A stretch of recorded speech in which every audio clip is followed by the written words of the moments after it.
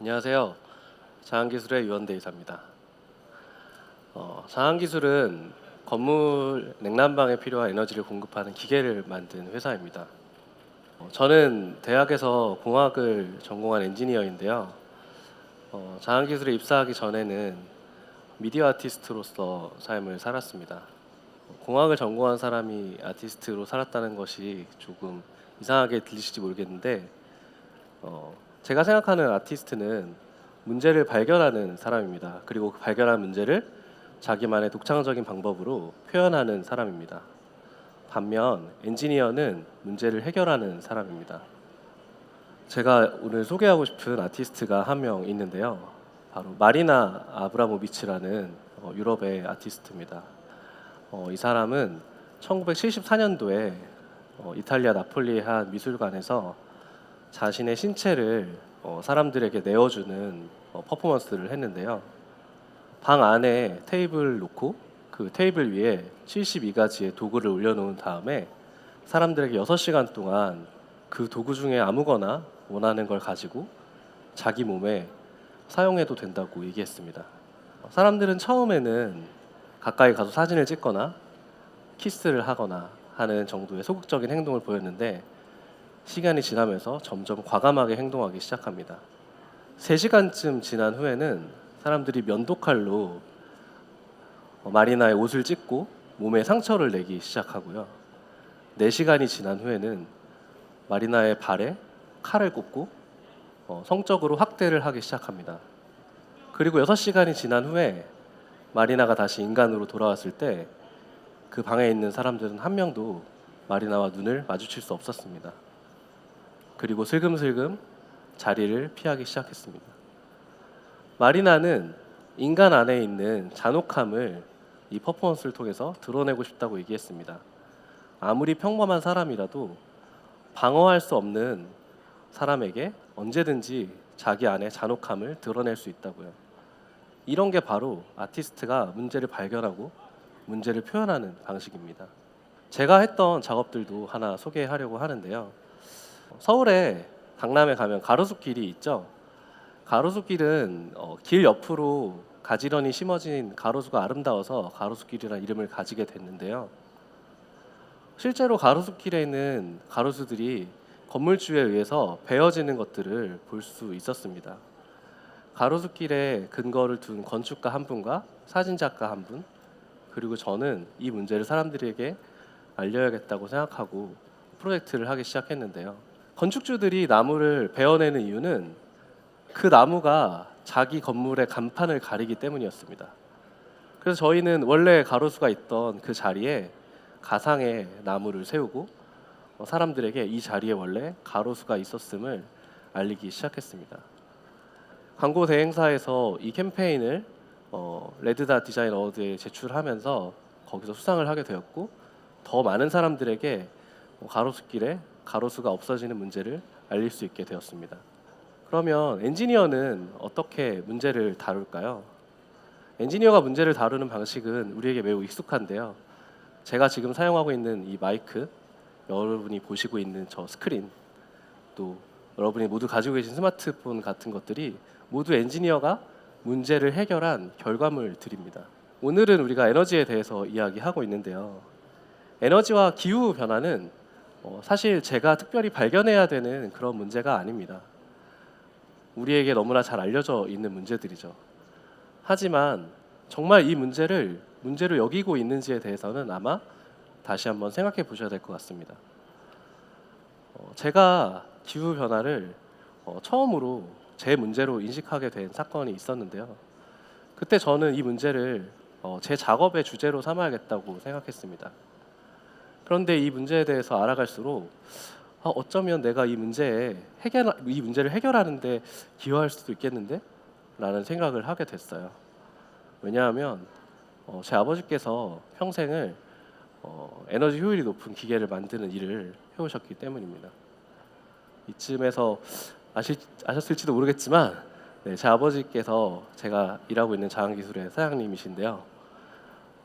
요즘에 저와 같은 이제 2세들이 무리를 많이 일으키는데 사실 저는 그렇게 난동을 부리거나 비행기 안에서 뭐 술을 먹고 사람을 때리는 그런 사람은 아닙니다. 제가 생각했던 작업은 이 영화 혹성 탈출의 마지막 장면 같은 그런 작업들이었어요. 우리에게 익숙한 오브제를 우리에게 익숙하지 않은 환경과 상황에 노출시켜서 사람들이 경험하게 했을 때 사람들이 기후 변화를 충격적으로 또 자기의 문제로 또 언제든지 우리에게 일어날 수 있는 현실로 받아들일 수 있을 거라고 생각했죠. 제가 우여곡절 끝에 그래서 아버지 회사에 들어와서 일을 하게 되었는데요. 저는 회사에 들어오면 이 회사를 요술방망이처럼 쓸 수 있을 줄 알았어요. 제가 문제를 막 발견하면 회사에 있는 사람들, 회사에 있는 자원들, 또 회사에 있는 기술을 가지고 이 문제를 막 해결하면서 이 기후 변화를 멈추는 일에 또 재생 에너지를 도입하는 이 일을 막 기여할 수 있을 거라고 생각했거든요. 근데 현실은 요술방망이가 아니라 오히려 매우 크고 두꺼운 벽에 부딪히는 느낌이었습니다.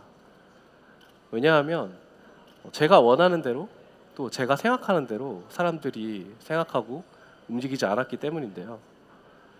작업을 할 때는 사실 저는 대부분 혼자 작업을 많이 했고 운 좋게도 제가 한 작업들이 외부에서 또 세상에서 좋은 성과를 거두었습니다. 이것들이 제가 거둔 성과들인데요. 아마 어떤 업계에 계신 분들은 이 상이 어떤 의미를 가지는지 아실 건데요. 사실 저희 회사 직원들은 이 상이 어떤 상인지 알지도 못하고 관심도 없고 또 제가 이런 상을 받았던 사람인지도 전혀 모르고 있습니다. 사실 제 잘못이 되게 컸다고 저는 생각해요. 앞에서 말씀드렸듯이 저는 문제를 발견하는 사람인데요. 제가 회사에서 얼마나 많은 문제를 발견했을까요? 정말 어마어마한 양의 문제를 발견했거든요.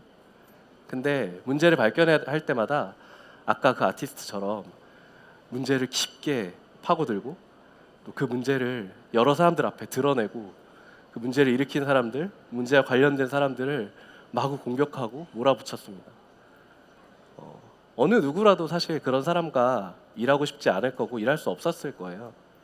그래서 사실 몇 년 동안은 제가 관심에 가졌던 에너지 문제 같은 거는 손도 대지 못하고 사람들을 설득하고 또 사람들의 마음을 헤아리고 또 사람들에게 내 생각을 왜곡되지 않게 전하는 연습을 하는데 많은 시간을 쏟아부었습니다.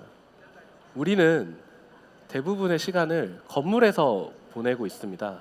낮 시간은 아마 대부분 사무실에서 계실 거고요. 혹은 학교에서 계실 테고 밤 시간이 되면 이제 집으로 돌아와서 집에서 머물게 되는데 이 건물 안에서 우리가 쾌적하게 생활하기 위해서는 꽤 많은 양의 에너지가 필요합니다. 이 건물 부문이 우리나라 에너지 사용량의 약 4분의 1 정도를 차지합니다. 예를 들면 서울에서 가장 에너지를 많이 소비하는 건물은 서울대학교거든요. 근데 서울대학교에서 사용하는 에너지 1년에 사용하는 에너지의 양은 경기도 과천시에 있는 사람들이 사용하는 에너지 양보다 더 많습니다. 그래서 건물에서 사용하는 그 에너지들을 재생에너지로 만드는 일은 기후변화를 문제를 해결하는데 꽤 의미 있는 일입니다. 우리나라에서는 요즘 이 태양광이 매우 주목을 받고 있습니다. 기차를 타고 가거나 고속도로를 운전해서 가다 보면 도로 좌우에 이런 태양광 패널이 설치되어 있는 것을 쉽게 발견할 수 있는데요. 태양의 빛으로 전기를 만드는 이 태양광 패널의 효율은 한 20% 정도 됩니다. 매우 후하게 쳤을 때요. 그러면 나머지 80%는 어디로 가게 될까요? 나머지 80%의 에너지는 그냥 열로 자연 상태에 방출돼요. 그럼 만약에 우리가 이 버려지는 사용하지 않는 이 80%의 에너지를 사용할 수 있다면 어떨까요? 지금보다 더 많은 태양 에너지를 재생 에너지를 사용할 수 있게 될 겁니다. 그래서 저희는 태양광 패널 뒤에 이 80%의 에너지를 얻을 수 있는 집열기를 붙여서 하나의 패널에서 전기와 온수를 동시에 생산할 수 있는 제품을 개발했습니다. 그런데 이런 재생 에너지가 가지고 있는 단점이 있는데요. 바로 에너지가 생산되는 시점과 에너지를 사용하는 시점 차이에 간격이 있다는 거예요. 예를 들면 열 에너지는 여름철에 가장 많이 나옵니다. 그런데 정작 우리에게 열 에너지가 가장 필요한 때는 겨울철이에요. 그래서 저희는 지금 이 열 에너지를 어떻게 우리가 필요한 시점까지 보관할 수 있을까에 대해서 고민하고 있는데요. 최근에 저희는 땅 속에 주목하고 있습니다. 땅 속은 지표면의 계절의 변화와 상관없이 일정한 온도를 유지하고 있어요. 그래서 저희는 여름철에 얻은 열 에너지를 지하 깊은 곳에 저장해 놨다가 그것이 필요한 겨울철에 그 에너지 다시 꺼내서 쓰는 연구와 실험을 하고 있습니다. 만약에 이 연구와 실험이 잘 성공하면 건물에서의 열 에너지를 재생 에너지로 전환하는데 큰 기여를 할 수 있을 거라고 저는 생각하고 있습니다. 여러분, 미국 국민 중에 절반은 이 기후 변화를 거짓말이라고 생각한다고 해요. 여러분은 어떻게 생각하세요? 이 기후 변화가 정말 사실이라고, 이것이 계속되면 우리의 미래가 어둡다고 생각하시나요? 헐리우드 배우 레오나르도 디카프리오는 아카데미 시상식에서 이 기후 변화에 대해서 이야기했습니다. 기후 변화는 현실이고 모두 함께 협력해야만 이 문제를 해결할 수 있다고요. 영국의 환경운동가 마크 라이너스는 6도의 악몽이라는 책에서 만약 지구의 온도가 6도 오르면 이 지구상엔 더 이상 어떠한 생물도 살지 못할 거라고 얘기했는데요. 지구의 기온이 3도 오르면 지구의 허파라고 부르는 아마존 밀림이 사라지고 그 이후로는 지구의 온도가 오르는 것을 제어할 수 없는 상태가 된다고 합니다. 그러니까 우리한테는 6도까지 시간이 있는 게 아니라 사실 3도까지만 시간이 있는 거예요. 지금 산업혁명 이전보다 지구의 온도가 얼마나 올랐는지 아세요? 대부분의 과학자들은 지구의 온도가 지금 1도 올랐다는 것에 동의하고 있습니다. 그렇기 때문에 재생에너지로 전환하는 것은 저희가 할 수 있느냐 없느냐, 해야 되냐 말아야 되냐의 문제가 아닙니다. 이제는 어떻게 할 거냐, 얼만큼 빠르게 할 거냐, 그리고 얼마나 바르게 전환할 것이냐를 논의해야 됩니다. 유럽의 몇몇 나라들은 이미 자신들이 필요한 에너지의 100%를 비록 며칠간이지만 재생에너지로 공급하는데 성공했습니다. 재생에너지로 모든 에너지를 재생에너지로 공급하는 것은 불가능한 일이 이제 아닙니다. 재생에너지만이 우리의 유일한 대안입니다. 그런데 아무리 좋은 정책을 만들어도, 아무리 좋은 기술이 있어도 우리가 그 기술을 사용하고 선택하지 않으면 기후 변화는 멈출 수 없어요. 저는 사실 되게 어려운 일이라고 생각했습니다. 사람들이 변화되는 것. 그런데 정말 변하지 않을 거라고 생각했던 제가 변하고, 또 저희 회사의 동료들이 변해가는 모습을 보면서 어쩌면 가능할 수도 있겠다라는 생각을 요즘은 합니다. 이 세바시를 준비하면서 저는 아이가 태어났는데요. 오늘 날씨가 되게 좋잖아요. 이 아이가 지금의 제 나이가 되어서 또 아이를 낳을 때쯤에는요, 우리는 더 이상 오늘 같은 파란 하늘을 볼 수 없을지도 모릅니다. 그때쯤에는 아마 사람은 전부 다 지하에 땅굴을 파고 혹은 건물 안에서만 살아가게 될지도 몰라요.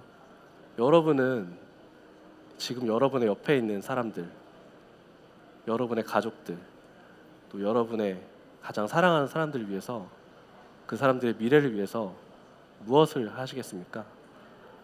저는 제 아이의, 또 우리의 다음 세대를 위해서 더 나은 에너지를 공급하는 기계를 만들고 재생에너지를 더 빠르게 바르게 사용할 수 있도록 지금 제가 있는 자리에서 열심히 노력할 겁니다. 지구는 이미 변하고 있습니다. 이제는 우리가 변해야 될 차례입니다. 감사합니다.